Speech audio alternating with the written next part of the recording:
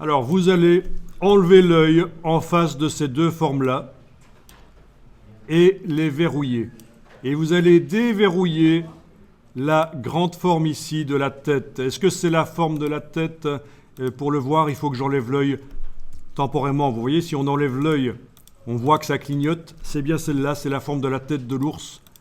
Donc, je la déverrouille, la forme de la tête de l'ours. Les deux formes qu'on a faites tout à l'heure, juste là maintenant, pour faire un espace entre les deux traits noirs, elles ne sont plus affichées et elles sont verrouillées. On va travailler sur la forme de la tête de l'ours. On peut la sélectionner ici par la petite cible. Elle est sélectionnée. Voilà.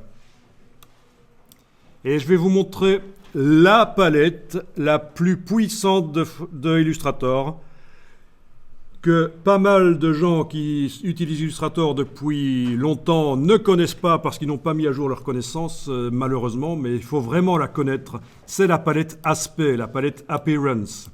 Vous allez dans le menu Fenêtre et vous allez chercher Aspect. Menu Window Appearance, c'est par ordre alphabétique.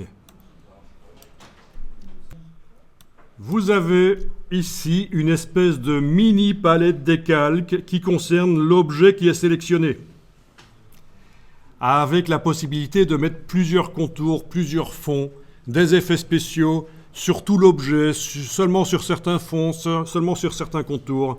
C'est vraiment génial. Et ce qu'on va faire ici, c'est qu'on va prendre le fond blanc de l'objet et le dupliquer. Vous allez prendre la vignette par ici et l'amener sur l'icône du signe plus. Il y a peut-être d'autres manières de faire. Le fait est que vous avez un deuxième fond blanc qui est là.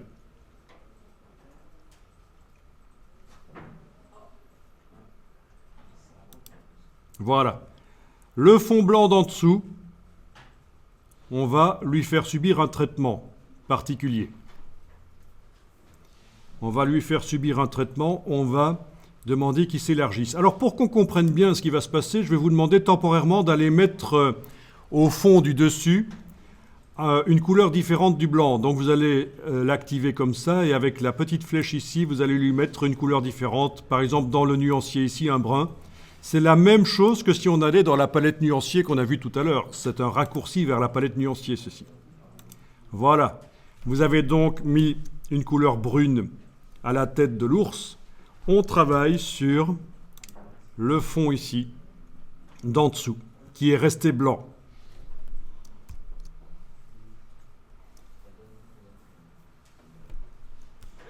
Et on va lui mettre un effet spécial par menu Effet, Distorsion et Transformation. Transformation. Effet, Distorsion et Transformation. Transformation.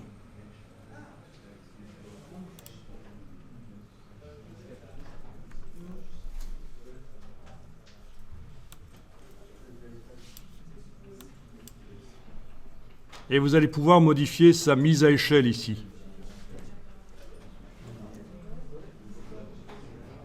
On essaye 105 ici, 105 là. Voilà. Vous allez sur les cartouches suivantes et vous voyez apparaître le fond blanc qui se dilate. Vous le voyez là. On va réessayer encore plus, 110, 110. Là, j'utilise la touche tabulation du clavier pour ceux qui connaissent, pour passer d'un cartouche à l'autre rapidement. 110, ça me fait un espacement comme ça. Je vais peut-être... Voilà, et vous modifiez ça.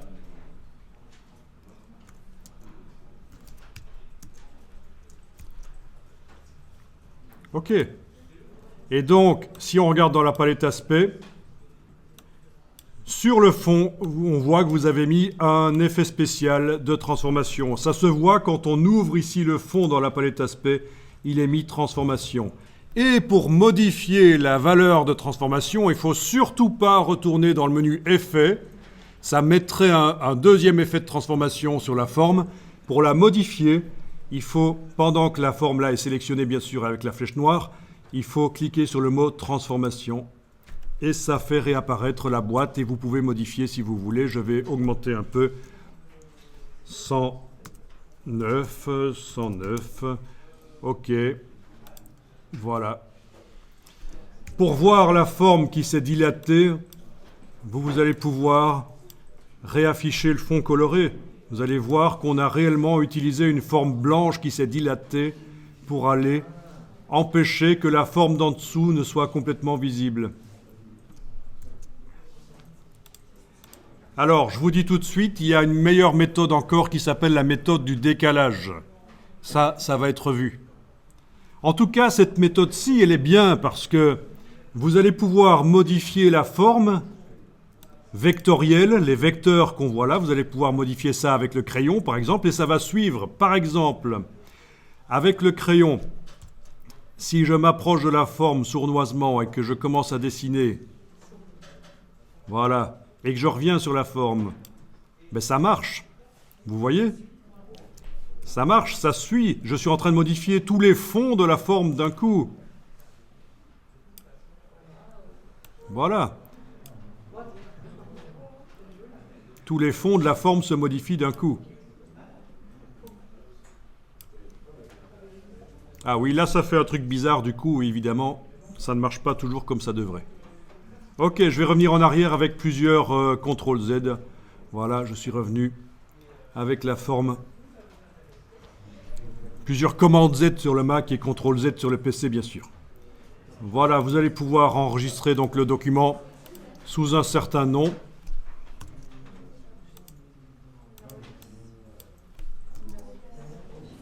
Ok, enregistré.